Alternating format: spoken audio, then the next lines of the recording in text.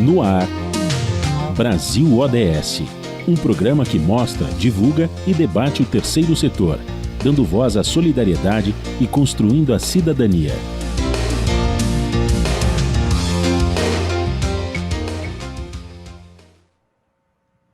Boa tarde, ouvintes. Eu sou Joel Scala e começa agora o Brasil ODS, um programa do Observatório do Terceiro Setor, com apoio da FAPESP, a Fundação de Amparo à Pesquisa do Estado de São Paulo. Ao meu lado, Frank Valverde. Oi, Frank, boa tarde. Boa tarde, Joel. E, Joel, qual que será o tema do programa de hoje? O tema do programa de hoje, Frank, é educação e políticas públicas. A educação no Brasil é um direito garantido pela nossa Constituição, mas para que esse direito seja garantido a toda a população brasileira, é necessário que existam políticas públicas para a sua real implantação. Infelizmente, nos últimos anos, a área de educação foi relegada a um segundo plano, não recebendo o devido cuidado que ela merece e necessita. Para tratar do tema, vamos receber duas importantes convidadas especialistas na área. Márcia Aparecida Giacomini, doutora em educação, professora da Unifesp e pesquisadora da rede Escola Pública e Universidade. Boa tarde, professora Márcia. Seja muito bem-vinda ao nosso programa. Boa tarde. Muito obrigada pelo convite. É um prazer estar aqui com vocês e com os ouvintes da Rádio Brasil Atual no programa Brasil ODS. Rose Nogueira Naubauer da Silva é doutora em Educação e ex-secretária estadual de Educação do Estado de São Paulo. Seja muito boa tarde, professora Rose. Prazer em recebê-la no nosso programa. Boa tarde, Joel. Boa tarde, Franklin. E aos nossos convidados que estão aí também no programa. E quero agradecer o Brasil ODS, Observatório do Terceiro Setor, pelo convite. Muito obrigada. Nós que agradecemos a sua presença. Mas antes de começar a nossa entrevista, vamos para o destaque da semana. Verdade, Joel. O destaque da semana é o seguinte: pesquisa aponta que 81% dos brasileiros reconhecem que o país é racista.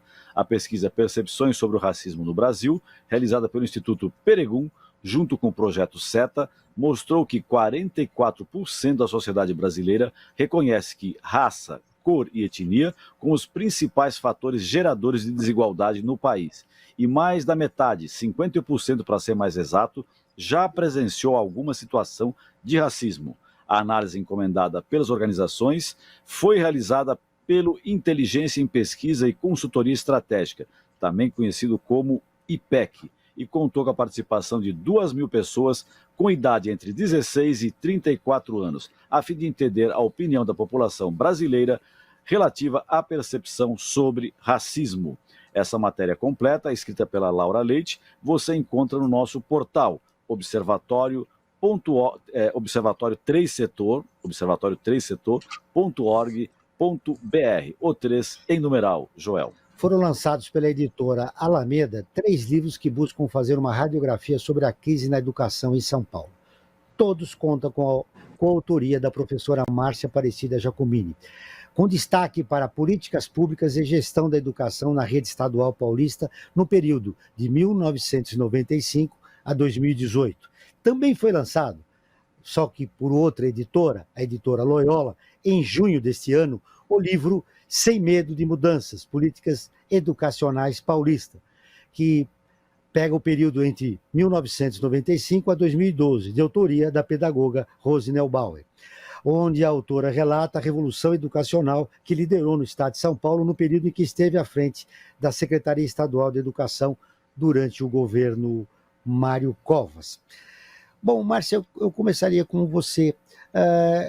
Qual a importância desses livros no contexto da educação, né? No contexto da educação pública que vivemos nos dias de hoje? Bom, esses 3 livros, eles são resultados de uma ampla pesquisa que nós desenvolvemos, com participação de pesquisadores das universidades públicas do Estado de São Paulo, e a pesquisa foi financiada pela FAPESP. O que nós procuramos verificar nessa pesquisa é os efeitos, né, e como se deu a política educacional no Estado de São Paulo no período de 1995, a gestão da professora Rose Neubauer, que está aqui conosco, até 2018. Então, nós pesquisamos 24 anos da política educacional no Estado de São Paulo e buscamos analisar diferentes dimensões desta política. Então, nós analisamos os projetos e programas que foram desenvolvidos na rede estadual, nós analisamos as políticas curriculares desenvolvidas nesse período, também analisamos as relações e condições de trabalho dos profissionais de educação, professores, os funcionários das escolas, os diretores, supervisores de ensino, e também, ainda não publicado, mas acho que é importante dizer, nós também analisamos nessa pesquisa, esse livro será publicado provavelmente no próximo mês, já está pronto, a relação dos estudantes e das entidades sindicais com a Secretaria de Educação nesse período. E, por último, também analisamos o financiamento da educação. Esse ainda é um livro que está sendo construído. Isso é importante porque, quando a gente analisa as políticas educacionais, muitas vezes nós analisamos um aspecto, uma dimensão. Esse grupo de pesquisa buscou analisar as diferentes dimensões para ter, portanto, uma compreensão mais global da política educacional no Estado de São Paulo no período. Professora Rose, que o seu livro, a senhora ficou 7 anos, né? Um período de 7 anos frente à Secretaria da Educação, e lança agora esse livro importante. Eu gostaria de um pequeno comentário seu. Qual foi a sua principal preocupação? Porque se passaram já 25 anos, né? Desse projeto que a senhora desenvolveu. Exatamente. O livro é um registro dessa política educacional ocorrida durante esses 7 anos, que inclusive teve consequências no 8º ano. O que era importante é que, quando começa a administração em 1995, São Paulo tinha uma quantidade de fracasso escolar enorme. Quer dizer, nós tínhamos 25% de toda a rede do Estado, que era de 6 milhões de alunos, durante todos os anos, ou eles fracassavam ou eles se evadiam. E você não conhecia quais eram, inclusive, os indicadores de qualidade, porque você não tinha nenhuma sistemática de avaliação. Os professores davam notas, alguns eram mais rigorosos, outros menos rigorosos. A gente tem uma ideia do passado, de que a educação do passado era muito boa, ela era muito seletiva, tinha a quantidade de criança até os anos 40, os anos 50. A escola anterior era melhor que a... De onde vem esse mito que a escola do passado era melhor que a nossa? Porque a escola do passado, eu ia te dar uma estatística que é o seguinte, nos anos 50, que é quando eu entro na escola, só 50% das crianças de 7 a 14 anos frequentavam qualquer escola. As classes populares, as classes com menor poder aquisitivo, elas estavam fora da escola. Por isso que nós temos um analfabetismo grande, velho. O nosso percentuais de analfabetismo é um analfabetismo velho. Então, o que se acontecia é que você tinha hoje, essa população que hoje normal frequentar as escolas privadas, elas estavam dentro das escolas públicas. Você tinha elites financeiras e elites intelectuais cursando a escola pública. A escola pública, ela era financiada pelos recursos públicos, mas ela atendia uma porcentagem pequena da população. E isso dava essa ideia errônea de que a escola era boa. Lógico, quando você tem uma população que chega melhor preparada, a escola também consegue resultados melhores dos poucos alunos que estão lá. Esse não é o que acontece a partir dos anos 80. A partir dos anos 80 tem uma explosão da escola pública, uma deficiência de formação de professores, porque como a escola pública e a escolaridade da população explode, você tem uma formação precária de professores, certo? Você não tem mecanismos rígidos de formação de professores. Quando a gente chega em 1995, o estado de São Paulo era o estado que tinha a maior rede estadual. Como no resto do Brasil, existia uma grande divisão entre oferta pelo estado e pelos municípios. No estado de São Paulo, não. Eram 6 milhões de alunos, 200 mil professores, mais 120 mil funcionários. Era uma rede não informatizada. Quando a informatização já estava explodindo, nós não tínhamos isso. O que você tinha uma carreira de professor antiga, que depois vai ser negociada com a gente de 3 ou 4 anos. Você também tem um modelo de escola, que era o modelo do passado, que numa mesma escola, que é diferente das escolas privadas, numa mesma escola, numa mesma sala de aula, você atendia tanto crianças de 6 a 7 anos, como adulto à noite de 20 a 25 anos. Então, quando a gente chega, nós chegamos. Como eu vinha da universidade e eu vinha de instituições de pesquisa, eu tinha acabado de coordenar uma pesquisa grande na rede estadual durante 3 anos, a gente sabia que não adiantava ter medidas pontuais. Em educação, você não resolve com medidas pontuais. Não adianta você simplesmente aumentar a jornada dos alunos, não adianta você mexer na carreira dos professores, você precisava fazer uma mudança orgânica, sistêmica.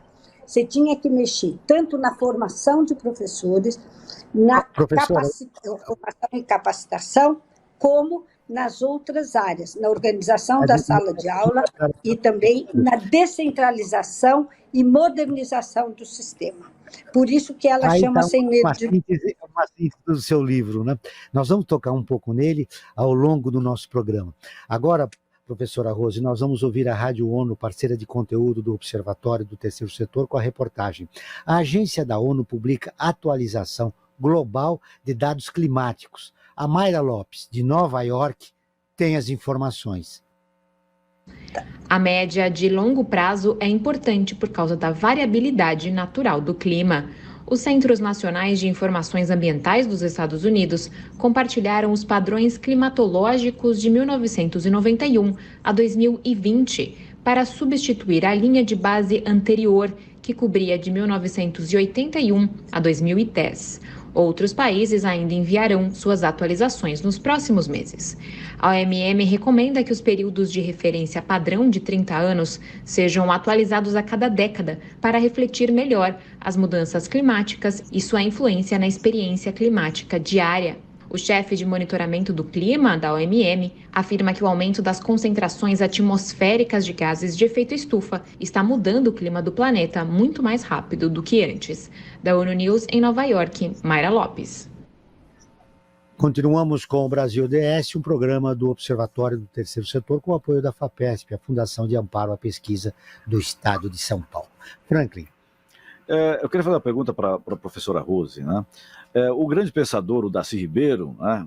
Pensador, educador, que foi o Darcy Ribeiro, ele dizia que a crise na educação no Brasil não é uma crise, é um projeto, né? Quer dizer, que é um projeto das elites, dizia o Darcy, né? Que é um projeto para manter, digamos assim, o pessoal, de uma certa forma, alienado da situação que o país vive. Eu gostaria que a senhora comentasse essa frase do Darcy Ribeiro, que já se tornou uma frase clássica dentro da educação brasileira, né? Que a crise na educação não é a crise, é o projeto das elites, né? Que quer instalar no Brasil. O que a senhora... Inclusive, a senhora faz uma homenagem a ele na abertura do livro, né? Você cita o Darcy Ribeiro, cita o Anísio Teixeira. Eu acho que o Darcy era um homem sábio. Ele sabia que a crise da educação era um projeto. Mas quando ele faz a Lei de Diretrizes e Bases, ele coloca dentro da Lei de Diretrizes e Bases algumas propostas de mudança no sentido da contradição. Você sabe, né? A teoria, dentro da teoria do Gramsci, por exemplo, todo fato, mesmo quando a elite é obrigada a fazer um fato, ela carrega dentro dela a contradição. A escola, ela só não é contraditória se você não conseguir encontrar os mecanismos para fazer os alunos aprender.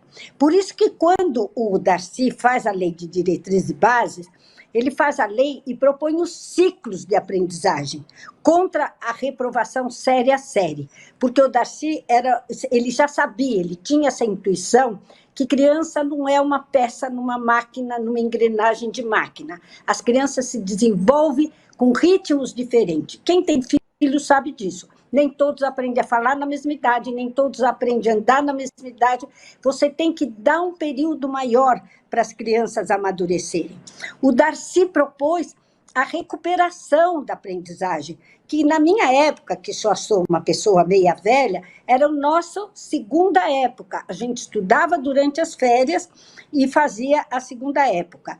O Darcy, quando ele traz todas essas mudanças para dentro da lei, ele está, na realidade, colocando a contradição dentro da própria escola para fazer, porque é a própria lei do ensino. O ensino, ele traz, na medida que os mais desprivilegiados conseguem ter acesso a ele muda de característica, ele vira contraditório e o conteúdo dele é apropriado pelas classes populares, que vão ajudar a quebrar essa contradição e tirar esse projeto, romper com este projeto de fracasso, certo?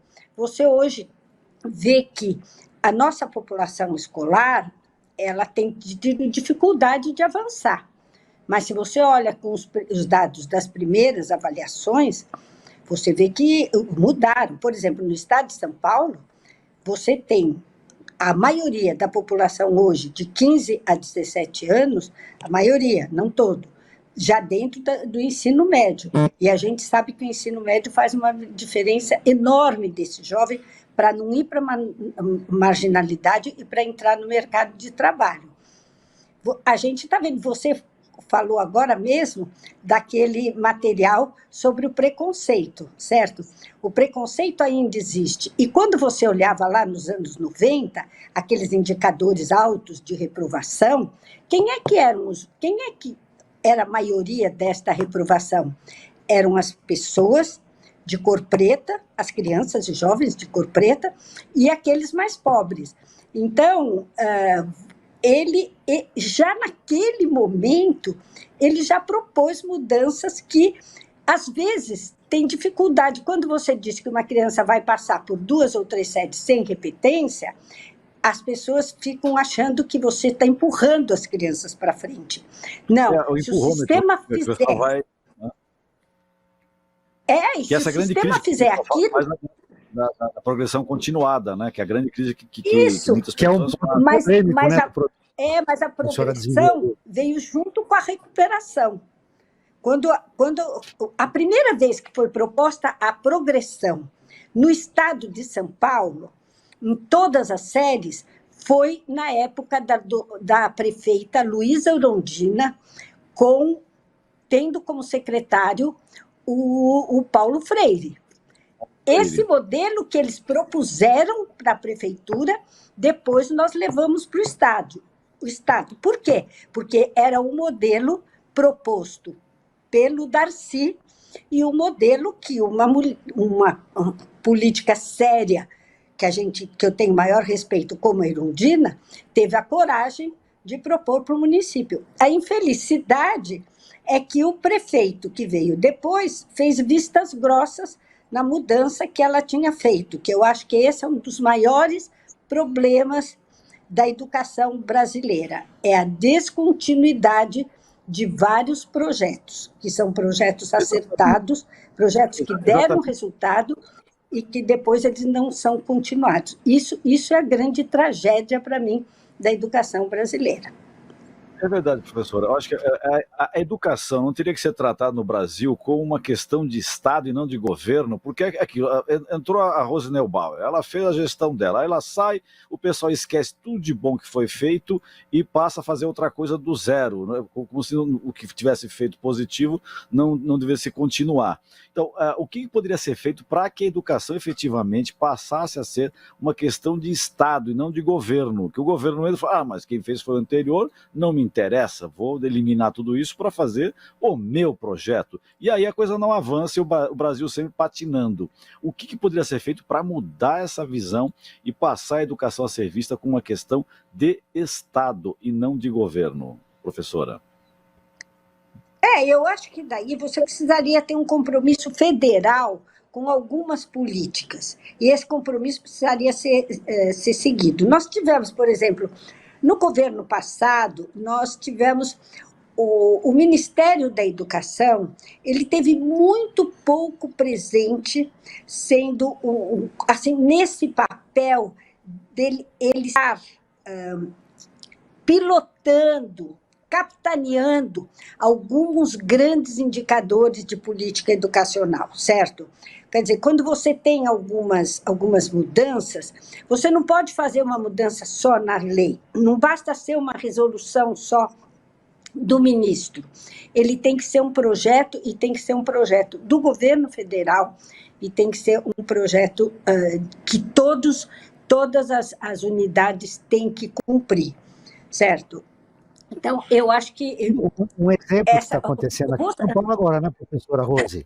Por exemplo, o governador Tarcísio Freitas, ele recusou 10 milhões de exemplares de livros que seriam distribuídos aos alunos do ensino fundamental, do Programa Nacional do Livro Didático do Ministério da Educação. Esse é o exemplo da descontinuidade, né, de um trabalho sendo feito na área da educação. Agora já voltou atrás, né? Agora já voltou atrás. Os livros vão ter recebido, mas... Acho que recebeu pressão da sociedade, né? Foi uma pressão. É isso que eu digo, tem algumas políticas que, se a sociedade estiver suficientemente articulada para fazer pressão, por exemplo, uma política que eu acho que precisaria ter uma pressão maior, porque não tem boa escola com professor mal formado. Não existe isso. Não existe. Todo mundo fica falando, vem a tecnologia, mas dentro da sala de aula, você precisa ter o professor que dá o norte, dá a orientação. Não, 90% dos professores são formados em universidades privadas, autorizadas pelo Ministério da Educação, que tem uma avaliação muito frouxa desses cursos. Certo? Não tem fechamento de curso. Faz aquele exame ENAD, os alunos vão mal e a universidade continua dando as suas aulas normalmente. Quer dizer, eu acho que a política de formação de professores, ela devia ser levada a sério. Eu digo que em todas as campanhas, todo mundo fica falando professor, professor, professor, professor. Quando chega na prática, ninguém mexe na formação do professor. Ninguém aumenta essa jornada de formação do professor. Eu digo, tem essas bolsas do ProUni. Por que não dá bolsa só para a formação de professores? Escolher as melhores universidades que estão formando os professores, dá uma bolsa em período integral para este professor ser bem formado e ter bastante tempo para fazer o estágio. Formação de professor é o eixo principal. Tem duas coisas que, em todas as pesquisas que se faz, em todos os meus anos de pesquisa na universidade, na Universidade de São Paulo, na Fundação Carlos Chagas, que são fundamentais. É riqueza de material em sala de aula e formação ultra cuidadosa dos professores. Nenhum país que conseguiu dar avanços e saltos significativos na educação fez isso sem levar esses dois fatores a sério. E isso deveria ser pilotado, e muito pilotado. Quanto mais material, livros, jogos, cadernos, dentro da sala de aula, para o aluno manipular, salas ambientes de ciências, de geografia, de química, de física, isso faz diferença significativa na formação do professor e bate lá na ponta. que é a Isso já aprendizagem do há aluno. algum tempo que não acontece, né? A valorização, a capacitação do professor, a valorização da atividade, sempre mal, não, mal Remunerado, pago, né? Mal pago já há muitos anos. Isso fez com que essa atividade do professor acabasse caindo, né, numa vala comum. Hoje, por exemplo, uma faculdade de letras não tem a importância que tinha já há algum tempo. Professor, agora chegou a hora da gente divulgar a nossa enquete. Todo programa a gente faz uma enquete a respeito do tema do programa. E o Frank Valverde tem os resultados. Sim, essa enquete é feita pelo Instagram, né? As pessoas podem ir lá, votam na questão que nós colocamos. E para esse programa nós colocamos a seguinte questão: você acha que o Estado brasileiro investe o suficiente na educação? E olha só, coisa rara de acontecer, hein, Joel, na nossa É verdade. enquete. 100% das pessoas disseram não. O Estado brasileiro não investe o suficiente na educação. Muito bom, sinal que as pessoas estão começando a ficar conscientes da necessidade de se investir em educação neste país. E isso, precisamos transformar essa colocação feita, essa opinião dos nossos seguidores, numa luta pela qualificação da escola pública. Exatamente, né? Uma melhor qualificação da escola pública. E uma outra coisa também, Joel, não só da escola pública, como a professora disse também, que as escolas que são particulares de formação de professores precisam ter uma avaliação mais rigorosa, né? A professora Rose colocou muito claramente. Isso é condição sine qua non. Exatamente, acho que para levar o nível geral, né, professora? Tem que levar esse nível, não somente na questão das públicas, mas também no setor privado, né? Porque muitas vezes o pessoal faz as coisas meio ajambrado, né?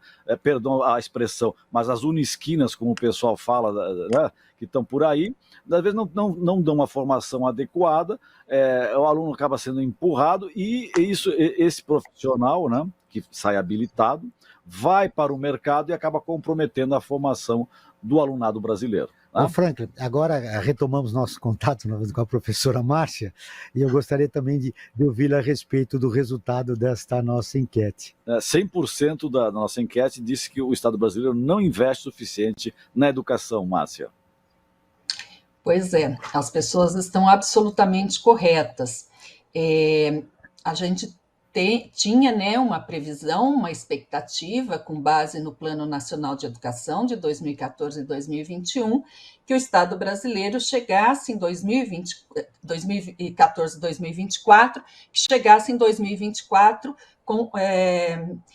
investindo 10% do PIB na educação. Nós chegamos em 2020 com 5,4% do PIB em educação. Ou seja, o investimento está muito aquém do que é necessário para garantirmos os insumos que são imprescindíveis para a realização de uma educação com boa qualidade. Tanto no que diz respeito à infraestrutura das escolas, laboratório, eu estava ouvindo a professora Rosa dizer da importância de você ter escolas equipadas com laboratórios, e aí é interessante a gente verificar essa questão dos laboratórios. O presidente do CNPq estava falando na semana passada que na Base Nacional Comum Curricular não se encontra a palavra laboratório. E nós sabemos o quanto as aulas em laboratórios elas são fundamentais para a aprendizagem dos estudantes. Mas não é só isso. O laboratório, os espaços para diversas atividades, bibliotecas, livros com temas diversificados, em quantidades suficientes, enfim, tudo isso. E tem um outro aspecto que a professora Rose também falou, que diz respeito à formação dos professores. E, nesse caso, eu concordo com ela, a formação é imprescindível. Agora, a formação dos professores não pode ser uma questão individual de cada um. A maior parte dos professores que ministram aula nas escolas da rede pública em todo o Brasil é formada nas universidades, nas faculdades privadas, em cursos cuja qualidade é muito precária. Portanto, se a formação do professor hoje no Brasil ela é precária, essa responsabilidade é da sociedade, não é do Estado, da sociedade. Não pode ser uma responsabilidade individual do professor. Vou dar um exemplo. Aqui em São Paulo, no nosso estudo, quando a gente fez um levantamento da política curricular, nós tivemos até 2006, na rede educacional de São Paulo, o currículo estava baseado nos parâmetros curriculares, nas diretrizes curriculares, e tinha o livro didático como um instrumento fundamental ali para o desenvolvimento da educação, da aula. Em 2007, a professora Maria Helena Guimarães Castro, que foi secretária de Educação, ela optou por fazer um currículo específico para a rede estadual de São Paulo e preparou um material também específico para a rede. Caderno inicialmente era o jornal, depois virou caderno, tal, caderno dos alunos, do professor, tal. Bom, naquele momento, de acordo com a nossa pesquisa, muitos professores da rede consideraram o material um material de uma qualidade inferior ao próprio livro didático, um material muito diretivo, que partia, inclusive, de uma ideia, olha, o professor é mal formado, portanto, nós precisamos de um material que dirige esse professor, diga a ele exatamente o que ele precisa fazer na sala de aula. Isso é muito problemático e normalmente não dá certo, porque por mais que naquele o Estado tenha dito que a gente tenha melhorado o IDESP e o material foi organizado, inclusive, em conjunto com uma mudança que aconteceu na avaliação externa, e tenha mostrado alguns índices, nossa pesquisa também verificou que houve uma mudança na forma de interpretar esses índices e, por isso, a constatação que melhorou. Na verdade, a qualidade da educação ela não tem melhorado.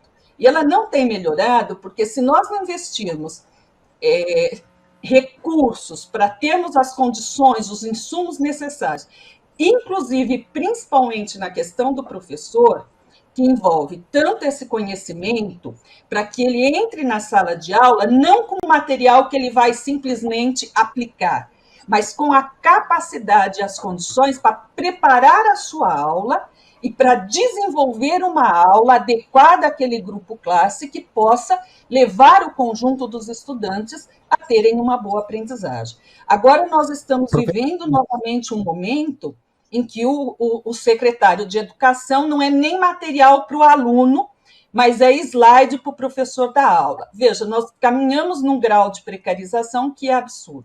Mas aí também quero, falando uma última questão, o salário. Olha, o período que nós estudamos, esses 24 anos, houve momentos no estado de São Paulo que o professor de primeira a quarta série, o chamado PEB 1, não ganhava o equivalente ao piso nacional salarial dos professores. Olha, o estado de São Paulo não estava pagando piso, levando ao governo a pagar um adicional, né, uma complementação, chamava complementação do piso. Vejam, ou seja, como uma rede atrai bons professores se ela não paga o piso nacional? Então, essas questões são... Eu vou deixar uma pergunta. Professora Márcia, vou deixar uma pergunta no ar para que você me responda, e também a professora Rose. Como colocar na agenda da sociedade civil a melhoria da escola pública, já que quem está na escola pública nos dias de hoje é a população de baixa renda.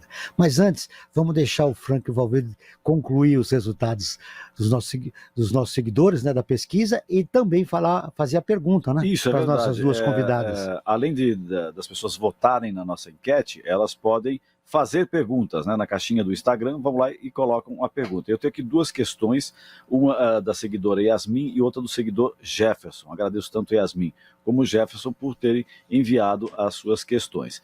E acho que eu vou começar com a professora Rose. Lembrando, viu, Franklin, antes de Diga. começar a pergunta, nós já estamos mais da metade do nosso programa, pedindo das nossas convidadas responderem de uma maneira sintética para a gente, que nós temos muitas perguntas chegando. É verdade. Tem perguntas também da produção, enfim, que pudesse a gente agilizar o programa e torná-lo mais dinâmico.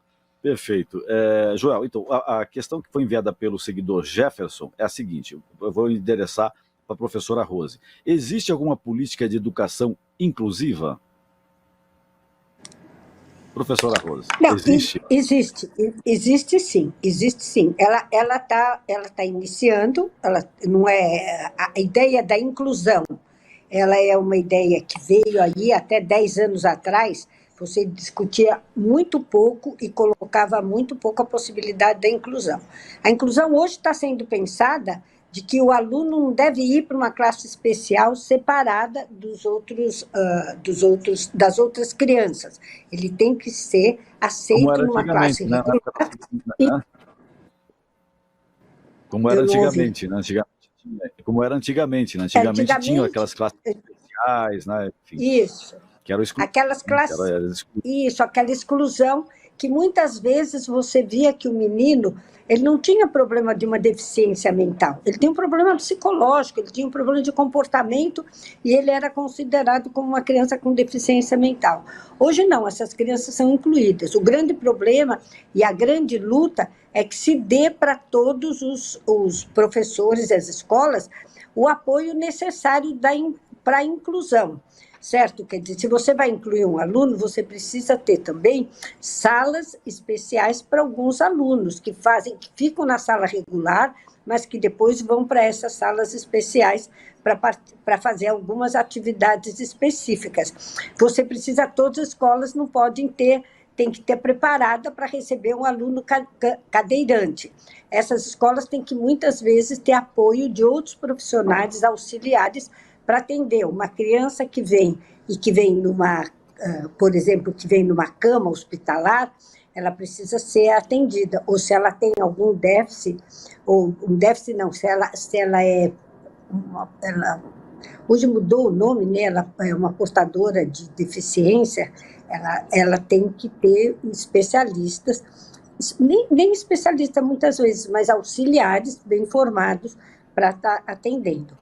Esse caminho é um caminho que está se fazendo, e que é um caminho que, lógico que tem negociação, tem escolas, às vezes, que não gostam de absorver essas crianças, porque você tem que ter um trabalho dentro da sala especial. Mas hoje, até a gente ouve, por exemplo, as crianças autistas, a gente ouve dizer que aumentou muito o número de autistas. Não é que aumentou muito o número de autistas, é que hoje as famílias que têm autistas se sentem mais estimuladas a levar os seus filhos para a escola. E o autismo, até alguns anos atrás, ele era identificado como um problema mental, e não é um problema mental, né? Ele é aquilo que a gente chama uma criança, um jovem neurodivergente. Ele tem uma divergência neurológica, mas ele é diferente de uma criança que tem uma deficiência mental, certo? Então, mas eu acho que eu vejo com bom sentido esse caminho. Tanto o Estado, a Secretaria Estadual de Educação, como a Secretaria Municipal, caminhou bastante numa legislação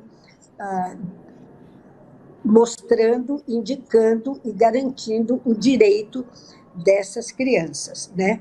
E também apoiando as famílias.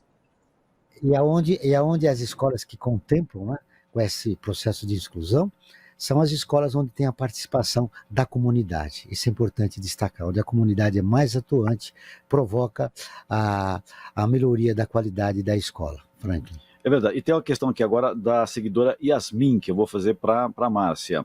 De que forma as pessoas podem ajudar a cidade a investir em educação? Ela colocou cidade, mas acho que de forma as pessoas, né, acho que individualmente, ajudar que o Estado, né, vamos entender a cidade como o Estado, né, o Estado maior, não o Estado de São Paulo, o Estado do Rio de Janeiro, não, o Estado, né, o Brasil, né, o aparato estatal. Como é que a gente pode fazer para que investir em educação? Márcia. Pois não.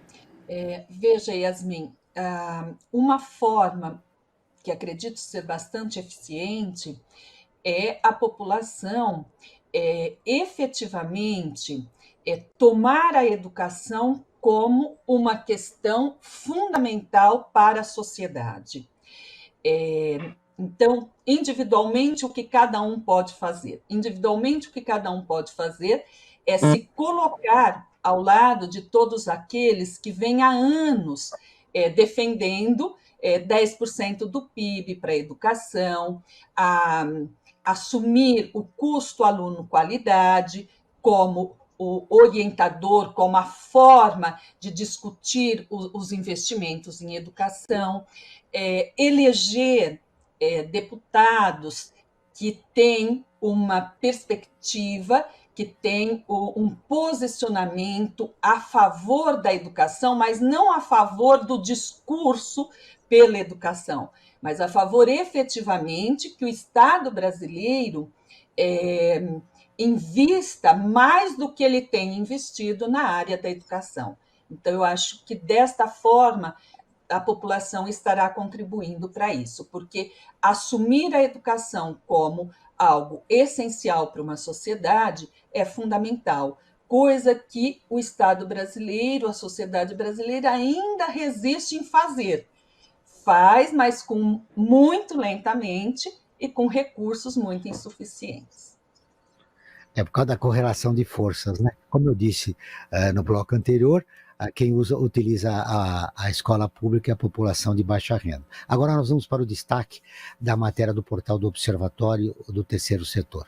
Perfeito, Joel. Instituto lança plataforma de conteúdos para professores e educadores. O Instituto ABCD, organização social sem fins lucrativos, que promove o debate e ampliação do conhecimento sobre dislexia, lança este mês a plataforma de educação Eduteca. A ferramenta foi idealizada para auxiliar professores e educadores em todo o país na condução de suas aulas e disponibiliza gratuitamente mais de 500 conteúdos voltados para crianças em idades desde a pré-alfabetização até o ensino fundamental. A matéria completa encontra-se no nosso portal, que é acessado por mais de 147 países. Observatório3setor.org.br, o 3 em numeral. E, Joel, chegou o momento musical do Brasil ODS. Finalmente.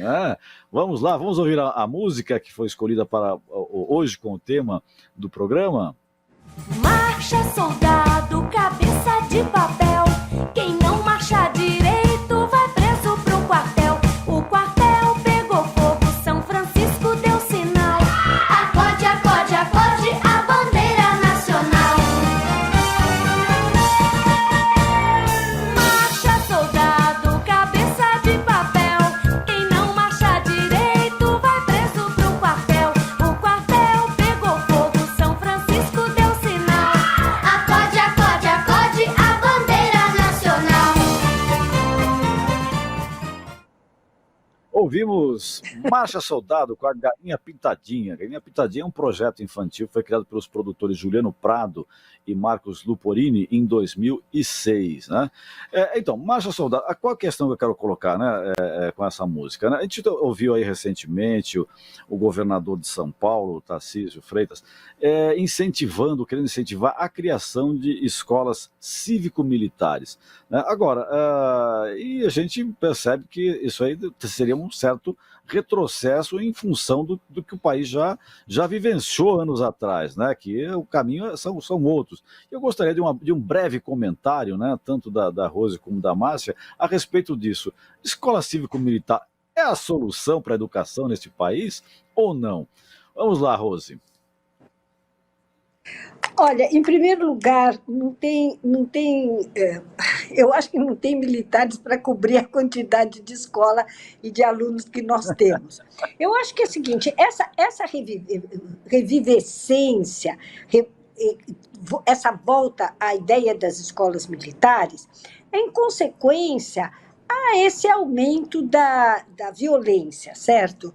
Quer dizer, nós vivemos num estado, numa cidade que, por incrível que pareça, é a que tem os menores indicadores de violência, mas ainda assim as pessoas estão constantemente apavoradas com a problemática da violência. Eu acho que essa não é a solução. A solução não é por aí. O caminho não é por aí. Quando nós estávamos na secretaria, nós tivemos um programa que depois o Chalita transformou em Escola da Família, mas nós selecionamos, junto com a Secretaria da Segurança, nós selecionamos as escolas que estavam nas regiões mais críticas da cidade do ponto de vista de violência. Abríamos a escola no final de semana, para aquela escola e para as outras escolas da vizinhança, trazíamos profissionais da área de cultura, esporte, saúde, para fazer atividades, contratamos monitores como pessoas da comunidade que conheciam a população, e eu acho que você tem que fazer, o que transforma a escola em menos violenta, é você trazer a comunidade para dentro da escola. É a participação dos pais. A comunidade conhece o seu redor, conhece o seu território, sabe como transformar a escola em alguma coisa que ela se sinta como proprietária, ela se sinta como que pertence a ela e que ela tem que ajudar a cuidar, porque é um equipamento caríssimo e que tem que ser usado mesmo pela comunidade, porque é a comunidade que está investindo o recurso. Agora, a gente, polícia para a gente, nunca entrou da verba da educação. Isso era uma coisa que eu, como secretária, não aceitava e o governador Mário Covas também apoiava. Você tem que policiar o redor da escola, porque aquela escola é violenta porque ela está numa região violenta. E, em geral, o que menos acontece de violência nessas regiões é dentro da escola. O menino, o jovem, está muito mais exposto à violência fora da escola.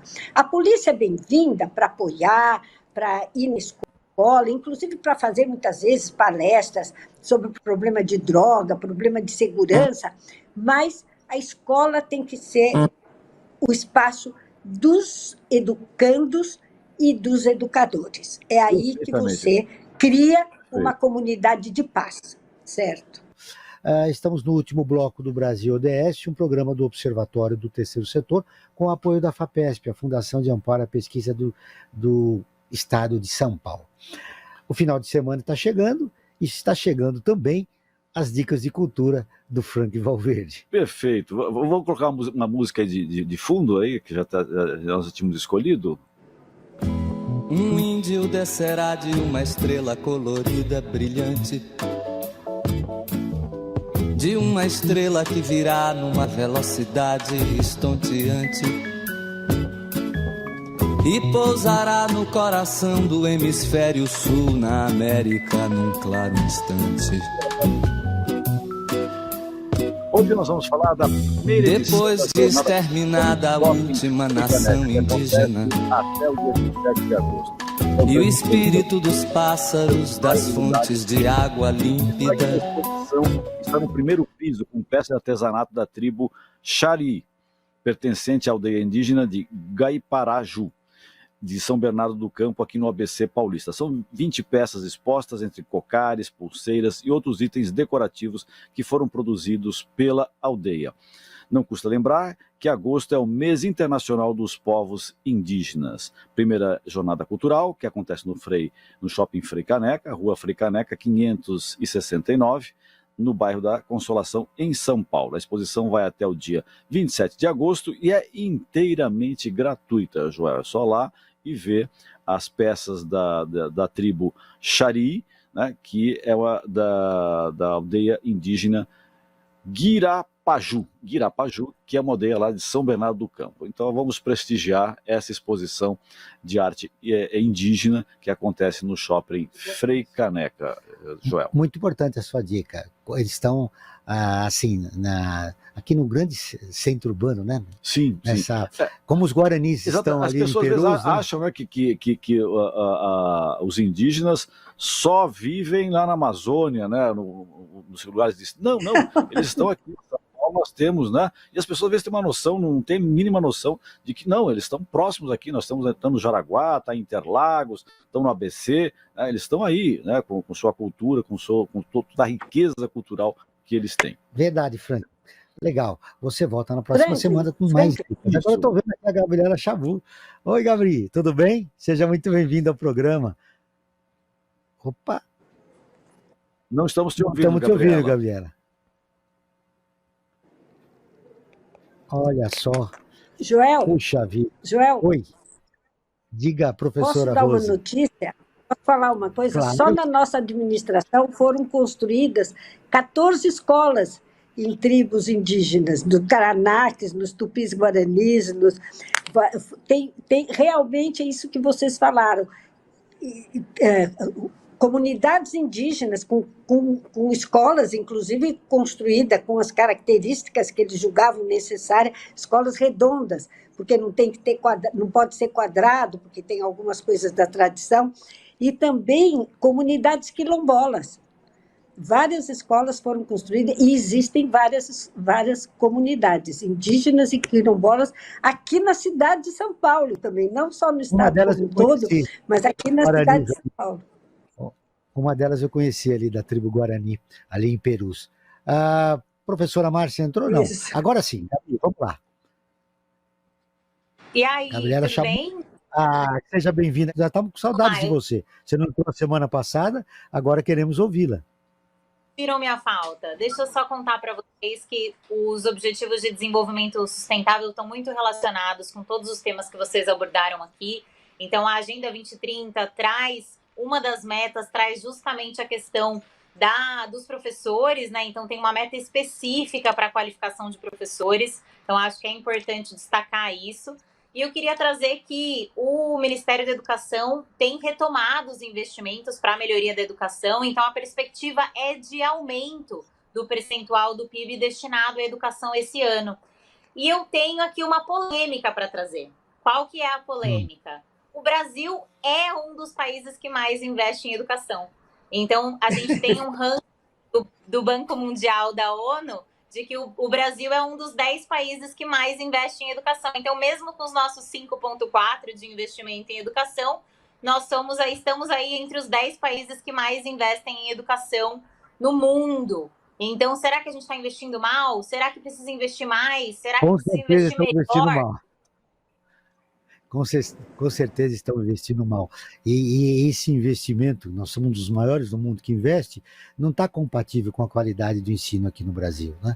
Nós estamos trazendo aqui duas importantes especialistas no assunto de educação, duas pedagogas, a professora Rose Neubauer da Silva e a Márcia Aparecida Giacomini, né, que é doutora em educação e professora da Unifesp. Elas estão fazendo um comentário, a professora Rose está falando de um projeto de 25 anos atrás, que causou polêmica e que acabou sendo descontinuado por pressões políticas e até mesmo de gestores, né, de professores da área de educação que não compreenderam a importância no momento. Então, o que nós investimos, nós não investimos bem, nós investimos mal, viu, Gabi? Em resumo, é isso. É isso. Esse é o desafio. Estamos investir melhor. Seria desejável, talvez, investir mais, mas acho que tem o desafio aí de investir melhor também. Certo. Contagem regressiva, né, para o relatório Luz que está chegando aqui em setembro e esperamos que venha. E que área que você imagina que o Brasil possa ter se aproximado um pouco da sua meta? Não sei, Joel, vou refletir. Vou pensar. Isso, você pensa na semana que vem, você volta para a gente conversar sobre isso.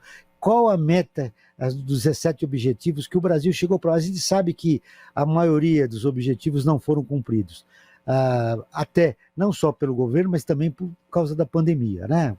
Que aconteceu no mundo todo, não só aqui no país. Mas na próxima semana você vem com mais tempo, a gente vai conversar sobre isso. Que prazer em revê-la, viu, Gabi? Um abraço e até a próxima semana. Bem, um abraço, tchau, tchau. Veja, Franco, olha que a Gabriela trouxe. Nós somos o país que mais investe, professora Rose. O senhor está entre os 6, né? Um dos que mais. Entre os 10 que mais investe. Mas a gente teve um problema de universalização, de querer universalizar todos os níveis de ensino, que o que acontece é que você atende tudo e atende mal tudo. Certo? Então, quando você olha a Europa, por exemplo, estava vendo uma palestra essa semana na Itália, Crianças de 4 a 5 anos, é 53% só que atende. E hoje aqui no Brasil a gente tem uma lei que obriga a atender 100%. Então, tem algumas coisas No primeiro parágrafo do seu livro, a senhora cita isso. Eu acho que tem muita interferência política também, né? Pelo mau investimento que existe na educação do país, né? Tem. E você me fez uma pergunta no início.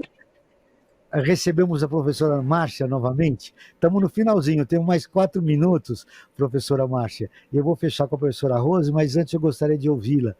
O que mais importante você gostaria de deixar registrado? Já falamos da sua pesquisa, já falamos dos livros, dos 3, o outro que vai sair agora, né? No próximo mês. O que mais importante você gostaria rapidamente de deixar registrado a respeito da tua participação? E um comentário seu geral do que você acha importante deixar registrado no final do nosso programa.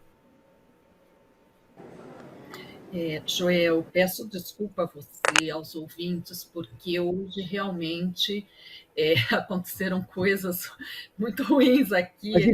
A internet caiu. Você vai voltar outras vezes, não tem problema. Espero que sim. Não tive nem oportunidade de comentar sobre a questão das escolas cívicos militares, mas quero deixar registrado que eu acho que sou completamente contra essa proposta, acho que isso é um retrocesso e depois posso, numa outra oportunidade, inclusive discutir um pouco melhor isso, explicar as razões do porquê essas escolas são inviáveis, não deveria, o Estado não deveria investir absolutamente nada nessa proposta. Joel, nós estamos num momento em que vamos discutir o próximo Plano Nacional de Educação para o período, né, para o próximo decênio, né? O nosso Plano Nacional termina agora em 2024, no próximo ano, e vamos, então, discutir quais serão as metas para o próximo decênio. Nesse sentido, eu penso que a gente precisa verificar quais são as questões que não foram cumpridas no Plano Nacional de Educação e, em específico, aqui em São Paulo. O Plano Estadual de Educação ele tem duração até 2026, porque ele é de 2026. E muitas das metas, eu diria, as principais metas do Plano Nacional de Educação, elas não foram realizadas, e também as metas do Plano Estadual de Educação de São Paulo não foram realizadas. Os planos de educação eles são importantes porque eles se constituem numa política de Estado, uma política para um decênio, em que cada governo que entra deveria tomar aquelas metas, aquelas estratégias para orientar a política que vai realizar no período de 4 anos que fica. Isso não é acontecido, pelo contrário, geralmente os governos viram as costas para os planos estaduais de educação, municipais, o plano nacional, e isso é um grave problema. Eu espero que a gente possa, para o próximo decênio, estabelecer metas em que a gente universalize a educação dos 4 aos 17 anos, porque ainda não está universalizada, que a gente avance no atendimento das crianças de 0 a 4 anos, que tem uma demanda muito grande e que não é atendida pelo Estado, e que essa demanda seja atendida pelo Estado em creches diretas, e não via creches indiretas, ou seja, convênios.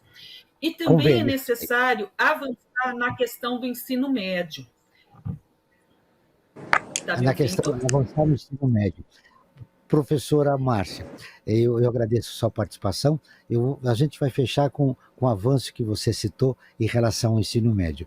Com certeza você voltará num próximo programa com com mais calma a gente vai abordar várias questões que ficaram no ar também, né? Teve uma série de problemas, mas a gente contornou. De qualquer forma, eu agradeço muito a sua participação. Professora Rose, nós temos mais 1 minuto para você fazer suas considerações. Uma pergunta no ar, eu sei que você falou, mas infelizmente nós temos que fechar o programa. Então, eu queria fazer o seguinte: a primeira coisa que eu queria é que eu não respondi uma pergunta que você fez. Por que eu fiz o livro? Eu fiz o livro porque quando eu, no passado, fiz a minha tese de mestrado e a minha tese de doutorado na USP, eu não consegui encontrar dados e informações importantes do passado. Eu fiz uma tese de currículo e eu queria saber os currículos do passado.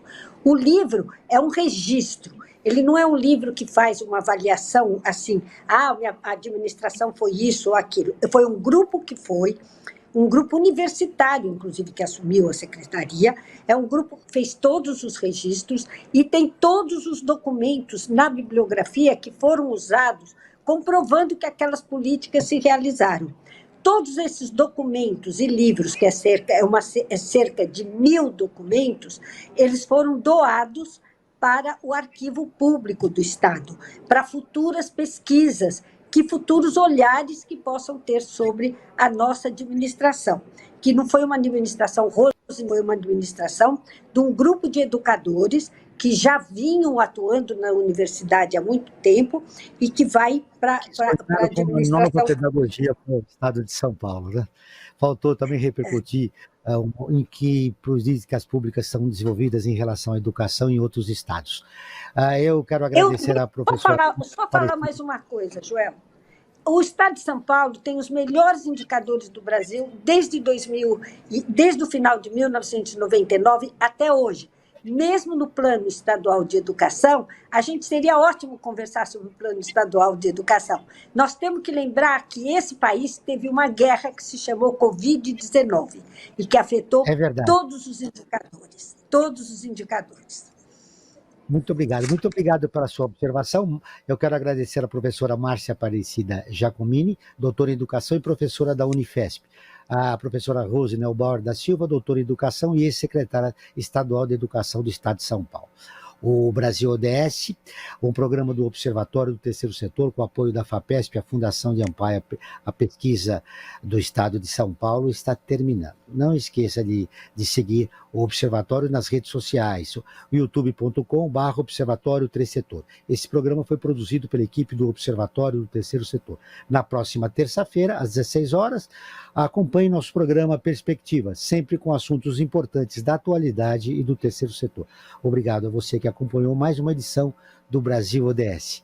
O programa fica disponível no nosso canal do YouTube e no portal do Observatório, terceitosetor.org.br. Se tiver algum comentário, dúvida ou sugestão, envie e-mail para pautas@observatoriotercetor.org.br. E ficamos por aqui, sempre na luta por uma sociedade mais justa, solidária, sustentável e tolerante.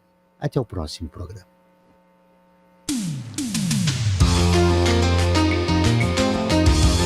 Você acabou de ouvir Brasil ODS, um programa do Observatório do Terceiro Setor.